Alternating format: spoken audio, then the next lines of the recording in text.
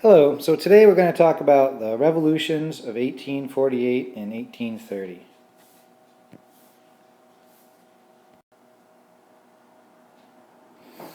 Essentially, nearly every country in Europe has a revolution in one or both of these years, and also all pretty much of Central and South America also has revolutions during these years. Central and South America's revolutions are, for the most part, successful, at least in establishing some sort of democratic countries independent from Spain and Portugal primarily.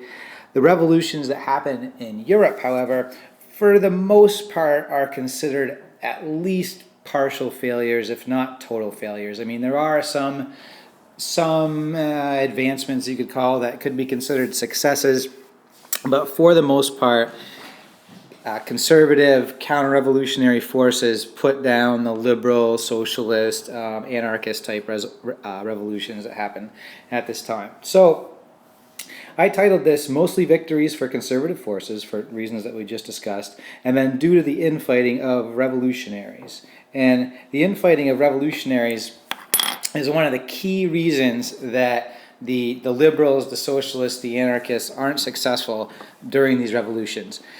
And what that means is, while initially oftentimes governments are toppled by massive unrest, revolts in the streets, riots in cities, that sort of stuff, and conservative monarchist governments have to retreat temporarily, oftentimes what you'll see happen is the individual groups of revolutionaries who were united in their ideas to overthrow the monarchies, once they come into power, they end up fighting with each other, which opens the door for the monarchies and their conservative friends nearby to come in and crush the revolutions. The main reason that I choose to study these revolutions, besides that they are an important part of history in any history book, is the revolutionary philosophies that are represented in these revolutions. You have the liberals, you have the socialists, the communists, the anarchists, and all sorts of variations in between, all opposing the conservatives, and the conservatives are represented here by Clemens von Metternich, Prince of Austria, who is in charge of creating peace at the Congress of Vienna after the defeats of Napoleon, and is seen by many as the architect of modern conservative philosophy. Also pictured here you have one of our most famous liberal philosophers who helps inspire the French Revolution, which is an important background to all these other revolutions, Jean-Jacques Rousseau, liberal philosophical architect.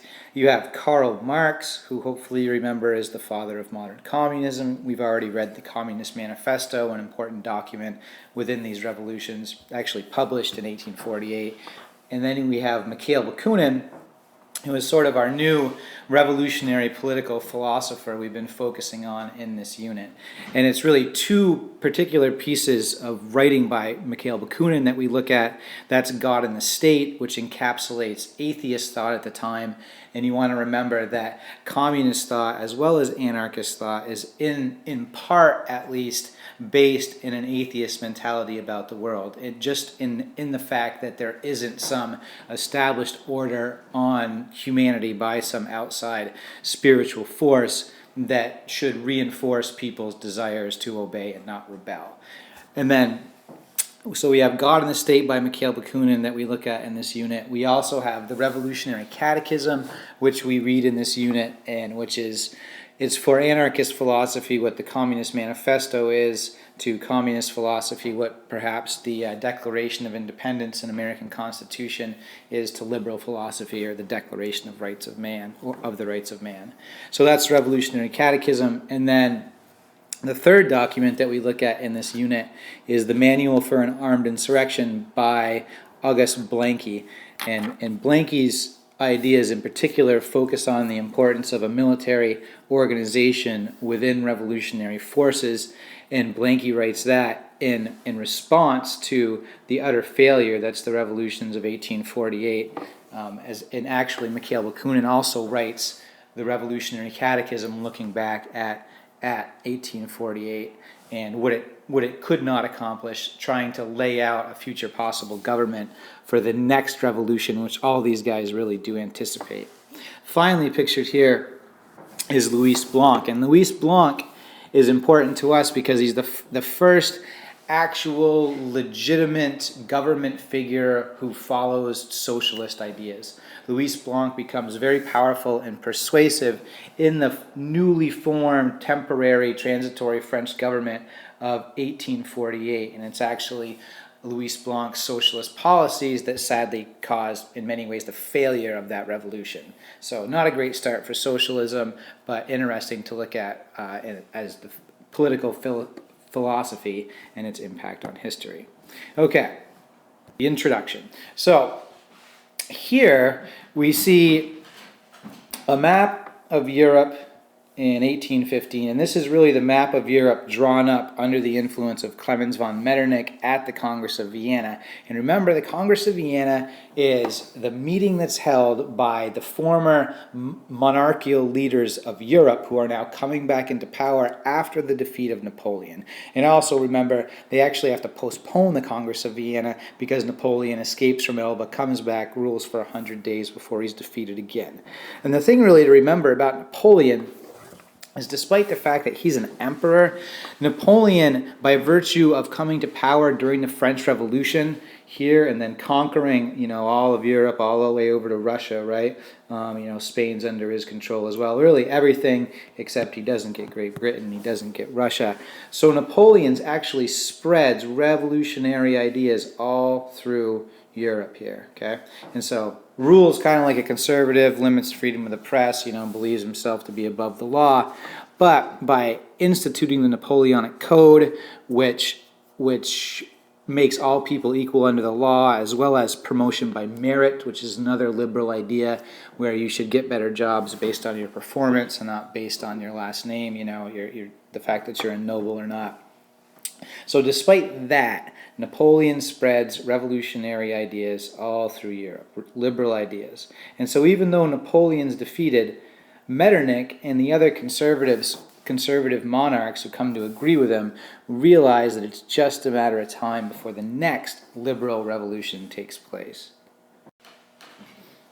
So Metternich's plan that he gets these other European leaders to agree on is to essentially use the most powerful monarchies in Europe, and so that's France, that's Great Britain, it's Russia, it's Austria, and then Prussia, and to use these conservative states and their militaries to together crush any revolution that might spring up, anywhere in Europe. So if there's a revolution in Italy, then the Austrians can come in and crush it. If there's a revolution in Spain, the French can come in and crush it.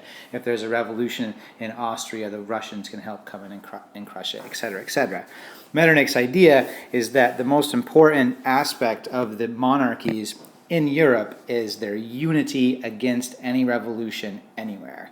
And Metternich's plan, for the most part, works in both of these revolutions. Other powerful countries come in and crush revolutions in each other's countries and keep these lands predominantly conservative, with a few notable exceptions. Okay, moving on.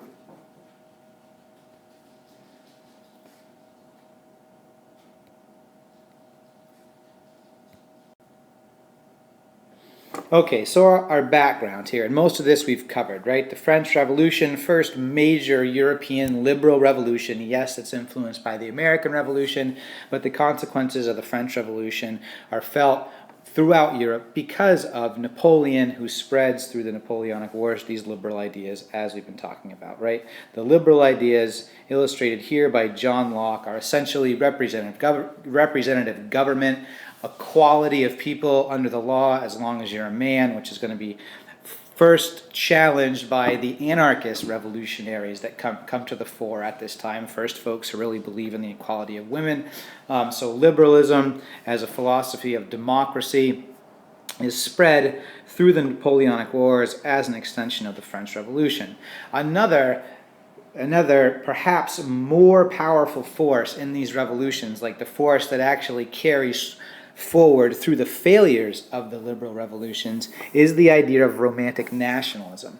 And remember, romantic nationalism is I find it easiest to think of, or most sensible to think of, as sort of a neo-religion or a pseudo-religion, right? Essentially, you have monarchs and monarchies and conservative ideologies that are supported for the most part by Christianity, and you can kind of see a monarch as an extension of rule by one God, rule by one king. Romantic nationalism, on the other hand, looks at nature as a deist like force, as like a god. So nature has a plan for history, and this is similar to what we were talking about with historical determinism, just a little bit more on the religious side. And so romantic nationalism, if you remember by our reading from Fichte, is this idea that the most important aspect of nationalism is a common language. And then once the common language sits within a population for several generations, the language helps that population distinguish itself culturally from neighbors. And then you really know that nature, sort of as a god, is within this nation when you start to see individuals brought up within this culture who then seek to advance the culture. And sort of the nature god uses them as a fountain, to borrow from Hegel, a fountain to sort of spray out this new idea of what history should be within this nation, right? And so this idea that God can speak through the average person or great person to advance a nation, and this person, the model for this person is Napoleon, is sort of the underlying aspect of romanticism and then nationalism, in that people think, in a way, this is sort of the end idea of this philosophy, that nature as a god wants them to be united and powerful as a nation. And this idea particularly is salient in the revolutions in the German states. And while these revolutions fail in the German states, and remember, there isn't actually a Germany here, it's this nationalistic idea, and this idea that God is shown through the power of a nation is what eventually catapults Germany towards unification, and then into truly being the center of European politics and history for the next 100 years. So that's romantic nationalism. Also, super important background for these revolutions is the Industrial Revolution, right? The Industrial Revolution, on the one hand, makes nations extremely powerful with the ability to mass produce weaponry. It makes conditions for working people horrifying, as we read, which makes them ripe for revolt. And so you have the Industrial Revolution on the one hand providing a revolutionary fervor among the working class to try to achieve better rights. It represents the growing wealth of the bourgeois class as they try to get more rights through liberalism. The working class generally leans towards socialism or anarchism, as it is depicted here with this flag.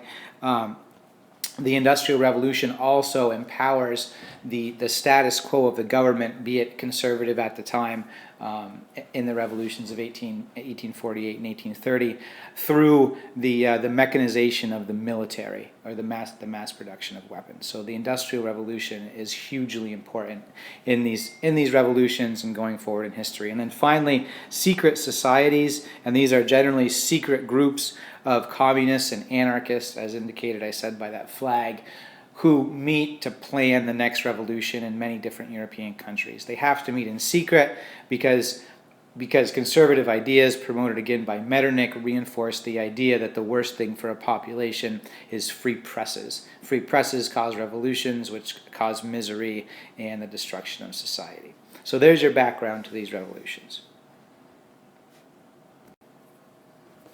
Okay, so the revolutions, or in history books, the revolutions considered, the revolutions of 1830 and 1848, actually start about 10 years before that, beginning in 1820. And so you have this first wave of revolutions, and actually this first wave of revolutions most significantly affects Central and South America. And those are topics that we only touch on very briefly in this course. But just FYI, if you ever take a Latin American history course, the revolutions in the 1820s are far more important than any other. That being said, the first European revolution of this era is Spain in 1820. And then just remember to put this in the general historical context of the time. You have French Revolution in 1789, right? 1789. You have Napoleon's takes over in about 1799. He conquers essentially all of Europe and then is defeated, and so you have another radical reorganization of Europe in 1814, 1815, and then 6 short years after that, you already see the next revolution spring up in Spain. And so essentially, the Napoleonic government of Spain is pushed out with the defeat of Napoleon, but as early as 1820, you have whole elements of the Spanish military under the leadership of officers that revolt in order to try to establish a constitutional monarchy. And really what they're looking for is freedom of the press, freedom of speech, freedom of assembly. And this is a reaction to the oppressive practices of Ferdinand VII, pictured here, who put guards along the borders of Spain to search incoming cargo for any kind of printed material to squash out liberal ideas to prevent a revolution. So his oppressive tactics do help awaken the liberal sentiments of the people in Spain. So his own army revolts against him. Initially, Ferdinand VII gives in to these revolutionaries, and what they say they really want is a constitution, which they had to some extent under the Napoleonic leadership. And so Ferdinand VII allows the Constitutional Convention to meet to potentially write a constitution for Spain. But as soon as the convention meets, you have infighting among the revolutionaries. And the infighting among the revolutionaries drags out the constitutional process for a couple of years, which allows Ferdinand VII to sort of regain his courage and then, most importantly, seek the help from seek the help from France, ruled by Charles X at this time. So it's actually Charles X that uses this delay in the organization of the writing of the Constitution, who's able to sweep into Spain and save our man Ferdinand VII. And then, once the revolution is crushed, you have hundreds tortured and executed. Right? So that pretty much does it for the revolution in Spain. And once again, you see Metternich's plan. European countries, and they're actually called the Concert of Europe, European countries sweep in to crush neighboring revolutions to help out their monarchist pals, to keep conservative forces in power, and to prevent the suffering that they believe will come from revolution. So, next, you have the Decembrist Revolt in Russia, which you could, books have been written about just this revolution, or failed revolt, rather, in itself. So Russia at this time, one thing to remember is technologically they lag far behind Europe, right? Culturally, Russia is essentially a slave society. Like, think of the American South. Russia is very similar in that way. In Russia, you have serfs, which are peasant slaves, which do not have the right to leave the land of their landowners, right? Who are noble, generally speaking. And these serfs certainly do possess potential revolutionary action, although that's not what happens in this case. So you have a slave society. Nonetheless, under the influence of the Napoleonic invasions, you have the small sort of middle class that's developing in Russia, and in the nobility of Russia, you start to see sort of the blossoming of some revolutionary ideas here. And similar to what happened in Spain, the Decembrist Revolt in Russia is actually triggered by the military and by officers of the military. And one of the reasons that more people aren't tortured and executed as a result of the Decembrist Revolt is because the leaders of this revolt, generally speaking, were nobles, right? Nobles with sort of Enlightenment revolutionary ideas. So how this starts is Alexander I, Tsar of Russia, dies in 1825, right? The eldest brother to succeed him is named Constantine, and Constantine is seen by many within the military as a more liberal-leaning person who's more willing to put reforms of equality within the government, which they want. And so the officers, many of them, had already sworn an oath of allegiance to Constantine as the new Tsar of Russia, right? As happens very shortly after one Tsar dies, you want the military to swear allegiance to the next person so that you have a continuity of government to prevent unrest. So about 3,000 members of the officer corps of the Russian army in St. Petersburg pledge allegiance to Constantine, and then Constantine does not want to assume control of Russia. He doesn't want to become a czar, and so he passes the responsibility on to his younger brother, Nicholas, right? Nicholas is seen as a much more conservative czar, and so these 3,000 officers in St. Petersburg publicly refuse to swear allegiance to Nicholas and say that they want Alexander to become the next czar.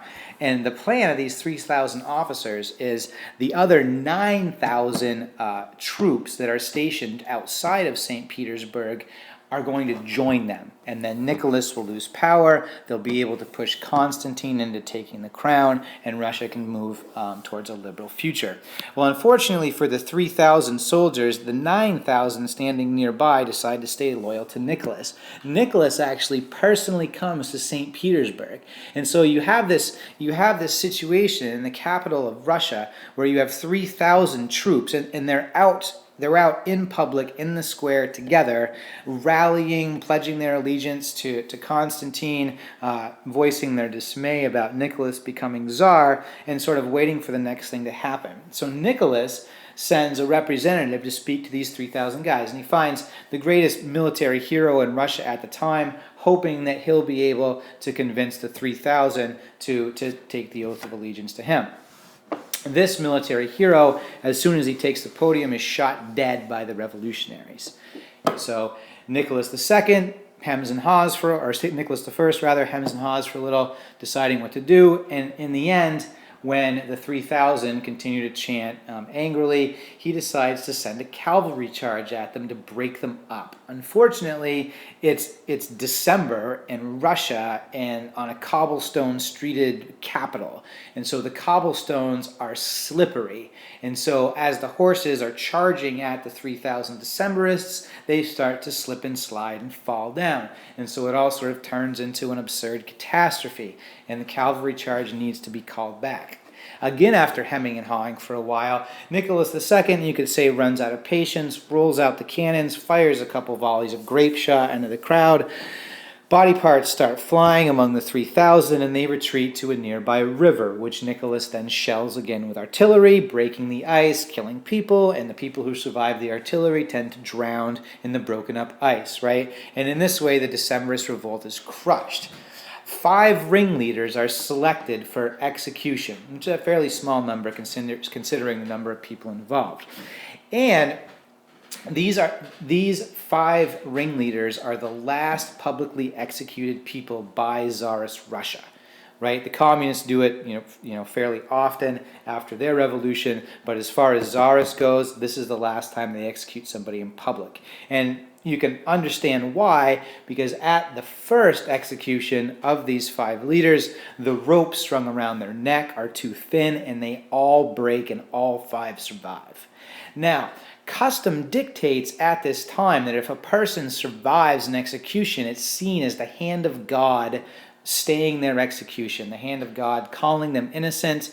And so the crowd gathered believed that all 5 of these people would be pardoned, which they thought was great because they empathized with their liberal ideas. In fact, Nicholas I decides not to pardon them, throws some stronger ropes on the gallows, and rehangs them until they're dead. And as a result of that, these 5 people and the Decembrists go down in history as heroes and martyrs to a revolutionary cause. And from this point forward, you really see the revolutionary class taking the hearts of Russians, whether they're anarchists, whether they're communists, socialists, or liberals, really a true explosion of revolutionary ideology in Russia. Bakunin is a Russian, for example.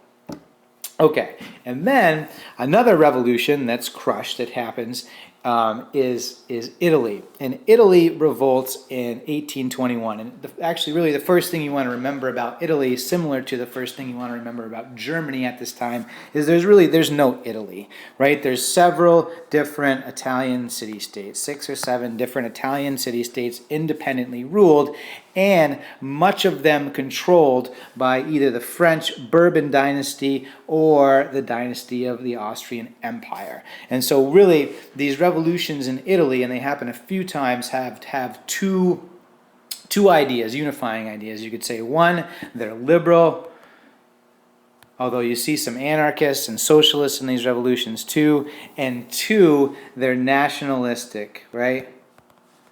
Nationalistic. Right? The Italian city-states want to unite into one strong, powerful Italy. And the revolutions in 1821 start in Piedmont and Naples up here, and they're both crushed by the Austrians. So the first revolutionary action in Italy fails, but the nationalistic and liberal sentiments are continue, right? And for the most part, the ones that are stronger are the nationalistic ones. Moving on. The first successful revolt in this revolutionary era occurs in Greece, and the successful Greek revolt occurs in 1821. There is a failed Greek revolt in 1820, led by actually Russian officers in the Greek army, which is controlled by the Ottoman Turks. The Russian officers are hoping to get some help from the Tsar of Russia, and they don't. Alexander I, who's in charge, decides, under the influence of Metternich, not to come in and help out his officers overthrow the Turks, right? And the Turks, at this time, hugely important to understand modern history. The Turks are the Ottoman Empire, right? And think, what one country's left of the Ottoman Empire? Remember, it's Turkey, right? The Turks. The Ottoman Turks are an Islamic empire that controls pretty much the entire Middle East. And their slow, drawn-out decline is beginning in 1820. And it's eventually their decline that allows the Balkans to become independent and then controlled by Europeans. And the Balkans, if you remember, are the powder keg of Europe, which, because of these independence movements, explode with the assassination of Archduke Franz Ferdinand, eventually cause World War I. And it's the Ottoman loss in World War I that leads to the takeover of the Middle East by the British and the French in the Sykes-Picot Agreement, which we saw in our videotape on ISIS from Vice News. The Sykes-Picot Agreement is really the beginning of nationalistic hatred for the West within the Middle East. So all of this comes back to the decline in power of the Ottoman Turks. This decline in power signals the beginning of revolutionary action. First in 1820, which is a failure. And then in 1821, you have a revolution begun by the peasantry. And this revolution is widespread across Greece against the Turkish masters. And while there are atrocities on both sides, it's the Turkish atrocities, and they're slaughtering entire towns of men, women, and children that are reproduced in picture, in lithograph, and in story, and spread all across Europe. And the revolutionary nationalists within Europe really see inspiration in Greece, because Greece wants to be independent. They're very nationalistic, and their masters are the Ottoman Turks, which are really the least possible European-like masters, obviously, around Europe. So people across Europe, right, liberals, socialists, even some nobility and conservative elements, come to support this revolution in Greece. And this broad-ranging support eventually causes Metternich's desire to have this revolution crushed, to be overruled.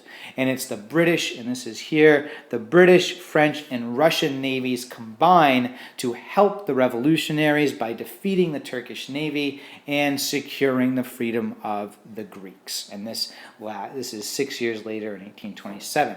An important side note to the Greek Revolution that really ties the idea of romantic nationalism into all this is that Lord Byron, whose poetry you've been reading in English class, was so inspired by the romantic nationalism of the Greeks that he actually travels to Greece to help fight in this revolution. He dies there. He doesn't die of any wounds received in battle, but he dies of disease, which actually kills more people than weapons in most battles, really before World War II.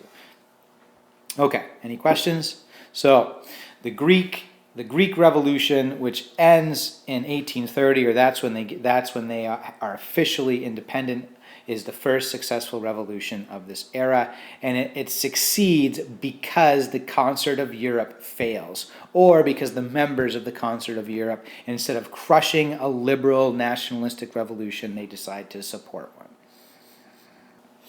Okay.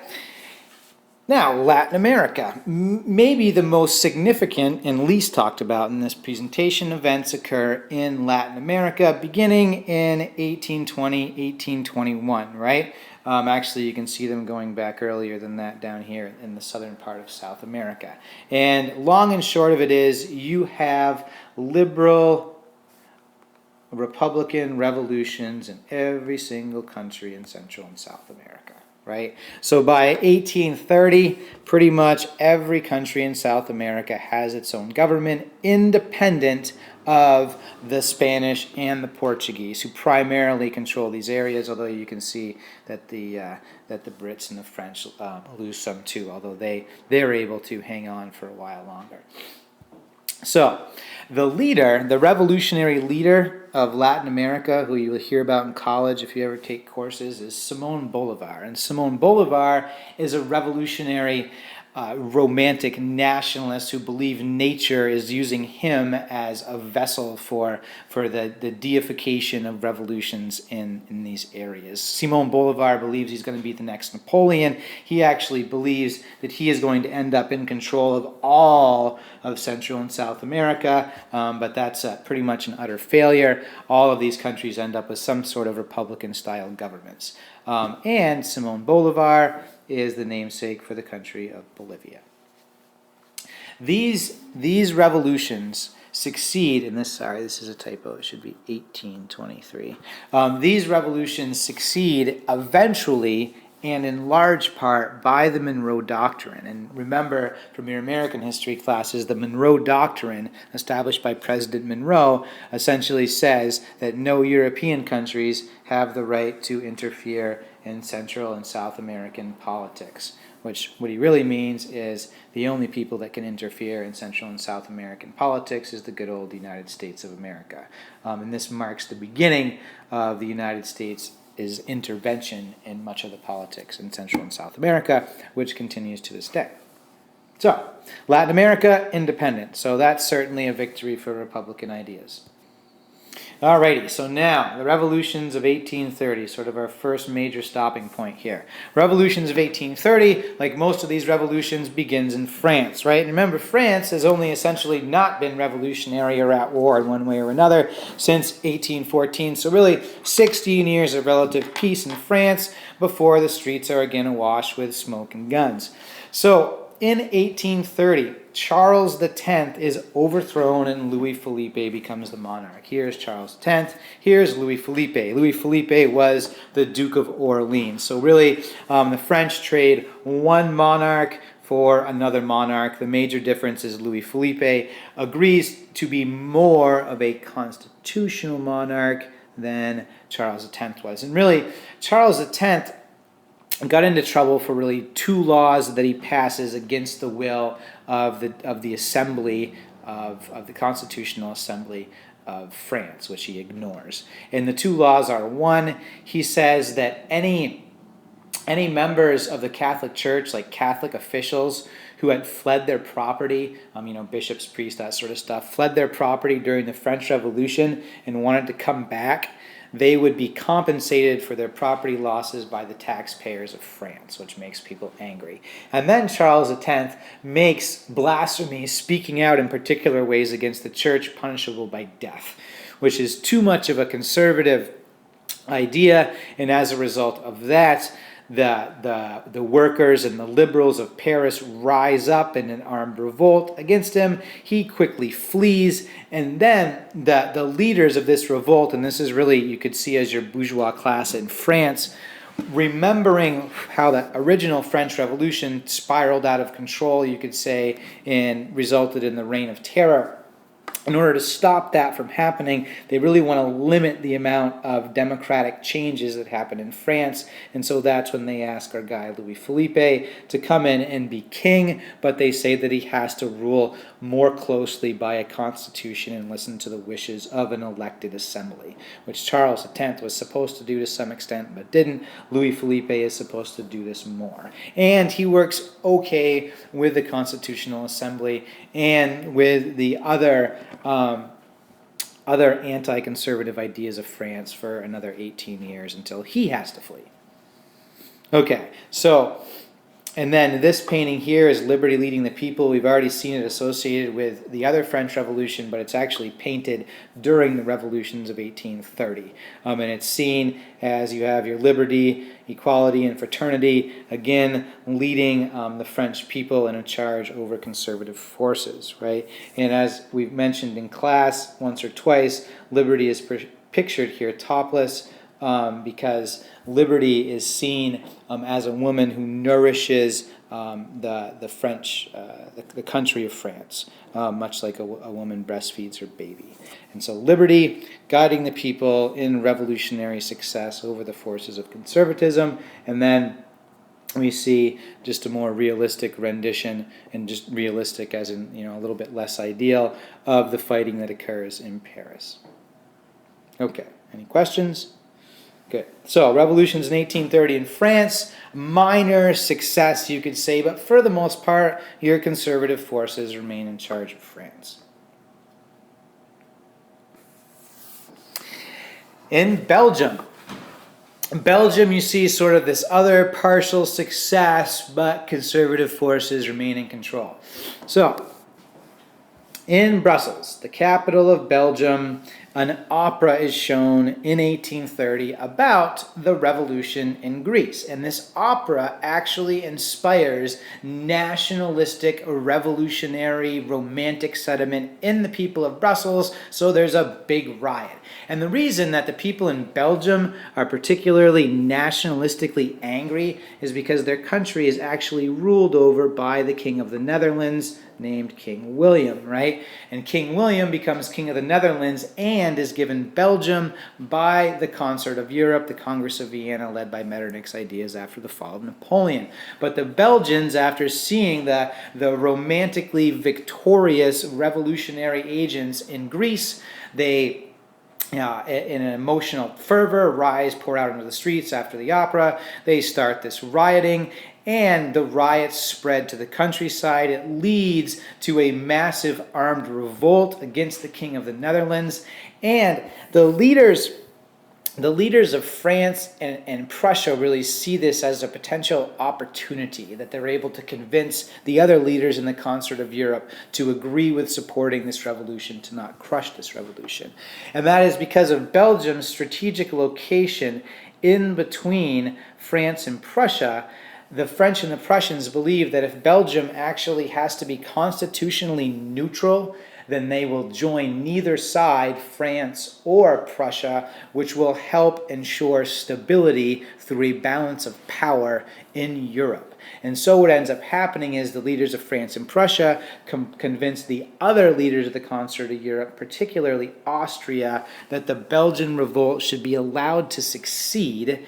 Another monarch should be appointed who's more Belgian, right, than King William of the Netherlands, and Leopold's actually a king of a German state, I believe. And that he'll rule by constitution, appease the nationalistic sentiment, allowing Belgium to secede from the Netherlands, appease the Republican or liberal sentiment. They get a constitution, but then within their constitution, they have to remain neutral. And it's actually Belgian neutrality that's pivotal in both the First and Second World Wars, because when Germany invades France both times through Belgium, that violation of neutrality brings the British into both of those wars, greatly expanding them. And so here we see King William. Here we see King Leopold. Here we see some revolutionaries dying very romantically on the streets. And then here we see some more riotous pictures of romantic revolutionaries. Good? Okay. The other revolts in 1830. Okay. Italy and Poland both have revolts, again in 1830. In Italy, you have a couple of other city-states arising. They're crushed again by the Austrians. Louis Philippe, the King of France, the Italians were hoping that France might help them against the Austrians, much like the help the Belgians got. Diplomatically anyway, convincing the Austrians to stay out of the revolution. Eventually the Austrians choose not to. They move in, crush the revolutions. Their leader, Ciro Menotti, is hung by the Italian supporters of the Austrian leadership. So another Italian revolution is crushed. The nationalists are pushed down and suppressed for another few years. In Poland, now Poland is actually a semi-autonomous country at this time, although they're supposed to follow the foreign policy of Russia led by Nicholas I. And the Polish, in a great nationalistic sense of Polish identity, want to secede from any rulership of the Russians, and so they rise up in revolt, are not supported by the British or the French. And Nicholas I comes in, crushes the revolt, executes thousands, and then essentially erases the borders of Poland, and Poland ceases to exist as separate from Russia. Britain notably manages to reform and avoid revolutions in both 1830 and 1848. And so essentially the British establishment, and this is Parliament and the royalty, they allow a couple of small concessions to the workers of Britain, which gives them just enough good feelings about the government to not openly revolt. And in the Reform Bill of 1832, a few more men are allowed to vote in Britain, that's suffrage, and then the working hours of women and children are cut down to, I believe, 10 hours a week. 10 hours a day, which, sadly for them was a great victory. And so through some political reform, the British are able to avoid a revolution. Next, so in between 1830 and 1848, you have two vitally important phenomena. One, you have a massive increase in industrialization. So, remember, the Industrial Revolution is driven by the steam engine. The steam engine drives the factories, seen here, and their equipment, which is able to create the assembly lines, which makes work so much more simplistic, repetitive, and horrifying for the people, and also mass produces items. Now, the steam engines, which run the factories, are fueled by coal, right? And the steam engines that run the trains that bring the coal to the factories are run by coal. The steam engines that bring the finished products and the raw materials to and from the factories in steam ships are fueled by coal. So coal is super duper vital, and coal mining is the most horrifying of the occupations in the Industrial Revolution. And yes, they did strap children to the front of coal carts, sometimes lit with candles and sometimes not at all, to drag them through mine shafts. And many of them died, and those of them who lived would probably wish they were dead oftentimes. So this horror causes many more people to support both liberal revolutions and, more importantly, socialist and anarchist revolutions, which really both of them are based in the freedom of the workers from the overlordship of the factory owners, right? The other major important event is the famine, and the famine begins in 1845 and is most noted in its manifestation in Ireland as the Irish potato famine. So it's a potato blight, like a disease that kills all the potatoes in Europe, and so lots of Europeans starve, but because the Irish are so dependent on the potato, they see the effects of this the worst. I think the population of Ireland declines by 1/4 during this time. There's 8 million people in the country. 1 million of them die, 1 million of them leave. The population of Ireland, in the opposite trend of every other nation in Europe, declines during this period, right? And so lots of Europeans are hungry at this time, and remember, revolutions, for the most part, in the end have to do with an empty stomach. That's what's going to drive people to finally take up arms. Okay, so Industrial Revolution.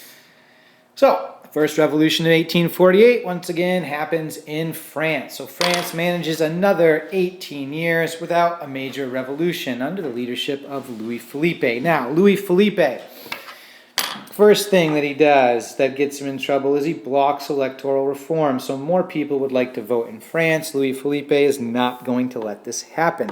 Louis Philippe also bans public political assemblies. So you cannot assemble to talk about or protest about, scream about political grievances, right?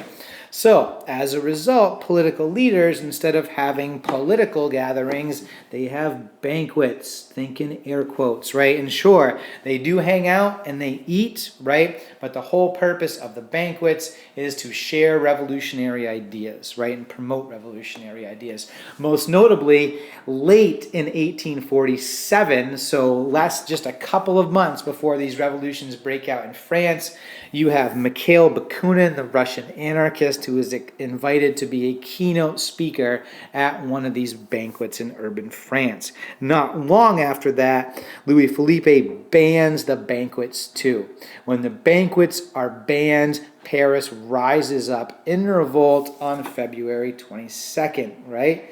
As a result of the armed revolt in Paris, pictured here, Louis Philippe flees, right? I believe he flees to England. So Louis Philippe's out. Once again, quick, successful revolution. He's out. There is a temporary Republican government chosen to lead France until more proper elections can be held, right? One of the leaders in this new Republican government is Louis Blanc, right? Our man who's pictured at the beginning of this presentation, and this is him here. Okay, so Louis Blanc, remember, is the first socialist to hold a powerful position within a major government. And so he's in charge, not in charge, but he's one of the people in charge of the new revolutionary Republican government of France in 1848, particularly in Paris. And so Louis Blanc's major contribution to this government is the beginning of government workshops to provide paid labor to people without jobs. And essentially, I think they get 2 francs a day, which is almost enough to feed yourself, not quite, for sweeping and cleaning streets. Now, these government workshops become wildly popular. I believe in Paris they plan on employing about 1,000 people. They end up with 10,000 people working at just the shop in Paris, right? And what this does very quickly is bankrupt the treasury of France, right? And despite the economic problems created by them, many other cities throughout France institute these government workshops. So briefly, people are happy that they're getting paid, but very soon the government's going to run out of money. Another effect of the success of the initial success of this revolution is what we call street corner activism, and all that really means is lots of politically minded people give inspiring speeches on the street corners of urban France. These speeches often lead to organized protests and marches in favor of this political idea or that political idea. One of the most notable political ideas protested about is women's suffrage, giving women the right to vote, which becomes popular at this time, particularly espoused by anarchist thinkers, remember, who are the first to believe, organized political faction to believe in the equality of women. What this results in is protests, willy-nilly protests happening all the time in urban areas in France. Just one that I read about was 150 people, 150 workers marching for more equality of wages, I believe, in Paris. And so if you imagine your average Parisian, right, or average city dweller, particularly imagine maybe your not so average bourgeois city dweller. And remember, voting in France was limited. So you're looking out your window after the first successes of this revolution, and you see lots of people, getting paid for sweeping streets, and this is bankrupting your treasury. And then everywhere you look, you see one or another radically minded political thinker giving persuasive speeches on street corners, which are followed by tens of thousands of people, oftentimes marching angrily past your house. Okay, and so what this causes to happen is a reactionary government elected in the first organized elections after the revolution in April. And so this is here. And so you end up with conservative elements taking control of the assemblies in France. And one of the first things these conservative elements do is they ban the government workshops. When they ban the government workshops, tens of thousands of armed Parisians rise up in revolt of this government.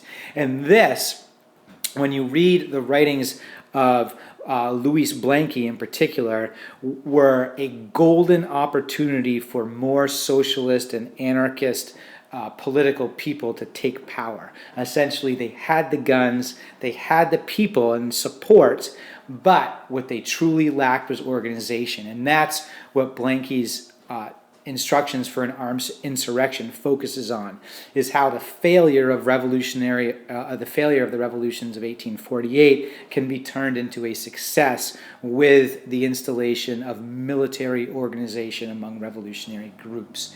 And so in these June days, despite the popular power of the revolutionaries in Paris, they are crushed both by the army of France, which crushes them because of their lack of organization, and the peasantry in the countryside is recruited through propaganda to come in and crush who they deem are the socialist leeches in Paris who want to suck the treasury dry without working. And so this gets sort of all your farm boys think of to take up arms, come into Paris and help the government forces crush this socialist anarchist uprising. In the end, 10,000 people are either killed or wounded, and another 2,000 people are deported to Algeria, a new French colony. After the June days, a presidential election is held, and Louis Napoleon Bonaparte, a conservative, is elected. And he's elected for the most part because he, I believe, is the grandnephew of Napoleon Bonaparte. And here's Louis Napoleon Bonaparte here. Some of the best facial hair of this era, only really challenged by Kaiser Wilhelm I and Otto von Bismarck, who we're going to see soon. So, Louis Philippe is out. Briefly, you have a Republican government, right? Then you have a revolution. Then you have a Bonaparte come in. And not long after Bonaparte's elected president, he holds another election asking if people would like him to become Emperor Napoleon III. And so, in an ironic reflection of the French Revolution beginning in 1789, you have republicanism followed by unrest, followed by the election, in air quotes, of an emperor. So at the end of all this, Napoleon III is in charge of France. Okay, and you have lots of anarcho-socialist philosophy and plans based on the failures of 1848, right? Blanqui writes his manual for an armed insurrection. Bakunin writes his revolutionary catechism, both with an eye towards 1848 and looking ahead to the next revolution, which is going to come in 1871. Okay, the German states rise in revolt in 1848 as well, beginning on March 18th with riots in Berlin, which is the capital of Prussia, right? And remember, you have three Germanys at this time in air quotation marks, right? There's no real Germany, right? Germany doesn't exist. You just have a whole bunch of German states, right? So you have a Germany in the north, number 1, ruled by Prussia. Germany in the south, number 2, ruled by Austria. And then you have like 34-ish other little Germanys in the middle, right? The one thing that they do all have in common, which is going to be the lesson to learn from these revolutions, is they want to unite into one unified Germany, right? The question that's eventually going to arise is it going to be Austria or is it going to be Prussia? I'll give you a little hint there. So, on March 18th, liberal forces rise in riots in Berlin against the monarchy of Frederick William IV. Frederick William IV responds by bringing in his troops. Here he is here. Bringing in his troops, opening fire on the rioters, killing, I think, maybe 23, 22 of the rioters. Their deaths cause more people to support their cause, and eventually Frederick William, as a result of a potential worse riot and revolution, allows for a constitutional assembly to be convened in Prussia. And as a result of this success, revolutionaries take over and create constitutional assemblies in all these little states around Germany, right? And it happens in Austria as well, and we'll talk about that in a minute. So, briefly, revolutionary governments take over the German states, and they don't kick Frederick William out, and in most cases they don't kick whatever king or prince is in charge out. They just are able to convene assemblies to write constitutions to turn these states into constitutional monarchies, right? All of these fail, right? They're eventually all crushed by a reinvigorated Frederick William IV, who gathers his guts and his military strength and comes back and takes them down. But there is another assembly that's formed, right? And this is called the Frankfurt Assembly. Frankfurt, like Frankfurter. Frankfurt Assembly, right? The Frankfurt Assembly is an assembly with representatives of all the German states who come together to write a constitution suggesting the unification of one giant Germany, okay? And the Frankfurt Assembly is almost a success, right? Frederick William goes through and helps crush all these other assemblies, right? So none of these states are going to get constitutional monarchies. That's out. But briefly, they think they might get a unified Germany. They put together a constitution, and they offer Frederick William the crown of a unified German empire that would be a constitutional monarchy, right? Frederick William responds by saying, I don't want, and sorry I crossed out some of this, but he says, I don't want a crown from the gutter. And what he means is a crown offered by a bunch of people who were simply elected by the population, right, of commoners, might as well be picked up from a garbage pile, right? He says the crown that I have on my head comes from my heroic historical ancestors over the last hundreds of years leading Prussia to its position of prominence and power. And that's the crown that's meaningful for me. Your petty crown written by a bunch of Republicans is stinky trash. So he doesn't want it. He throws it out, and the attempt at the unification of Germany fails along with the rest of the ideas of the German revolutions of 1848. So remember this, because when Germany is ultimately unified, which it's going to be unified not with liberal ideas, but it's going to be unified with the blood and iron philosophy of Otto von Bismarck, who uses essentially conservative autocracy and military conquering to unite Germany. And very successful. Okay, questions? Okay. So, Austria in 1848. Austria in 1848 is actually nearly successful, right? Remember, Austria is the home to Prince Clemens von Metternich, right? Who is taken out. He actually has to flee as a result of the initial successes of the Austrian Revolution, right? The Austrian Revolution starts in Vienna. It kicks the entire royal family and Metternich out. It establishes a new Republican revolutionary government that seeks to take control of the entire Austrian Empire, which is pretty darn big at this point, right? So, here's the issues that they run into. So, Emperor Ferdinand has to flee, Metternich has to flee, these revolutionaries take over the government, they're trying to take control over all of Austria, and here's their problems. They start fighting each other, right? The liberals, right, your bourgeois liberals, what they really want is more freedom more freedom of expression, more representation in the government, and lower taxes, right? And they're very interested in private property rights, which has made the bourgeoisie rich at this point. I think factory owners, right? Unfortunately for the bourgeoisie, the support they really need to be successful in their revolution against Ferdinand is they need the common people, they need the workers to support them. Now, the common people and workers are much more interested in more socialist or anarchist ideas where you have the wealth of the bourgeoisie in one way or another being spread out more, be it things as simple as higher wages or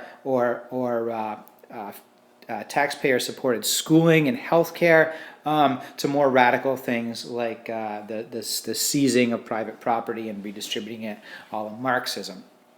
So, your working peoples and your bourgeoisie, while they're united in their anger and desire to overthrow the conservative monarchies, as soon as the conservative monarchies are gone, the liberals, the socialists, the anarchists start to fight against each other in these assemblies and don't want to support each other in an armed effort to put down the comeback of the conservative monarchies.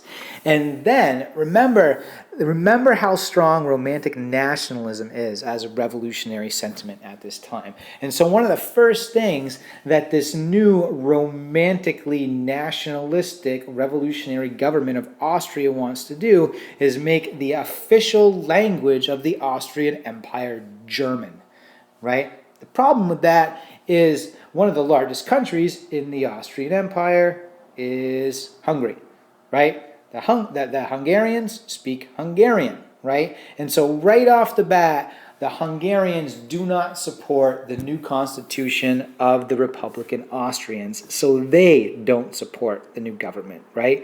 And between your Hungarians not supporting the new government and the workers not supporting the new government, your Italian-speaking people are not excited about German as an official language. What this allows to happen is for the military of Nicholas I to come in and help his pals, the Austrians, to crush this revolution because the revolutionaries are divided, right? And that's really the lesson, the revolutionary lesson of these revolutions, is you can't have 5 different competing ideologies against one unified conservative element that represents the status quo and is oftentimes in charge of the military. So, Austrian revolutions, initial successes, crushed by infighting among the revolutionaries. Okay, and we'll finish on a happy note with Denmark. So, on March 21st in Copenhagen, Denmark, the capital, you have a massive protest and demonstration that leads to a march to the palace of King Christian VIII. King Christian VIII steps out on his balcony, he looks at the protesters, he asks for some representatives to come speak to him. He asks them what they want. The representatives say they want a constitution and to be ruled by a constitutional monarch. Christian VIII says, okay, write your constitution. The constitution is written. Denmark becomes a constitutional monarchy and nobody has to die.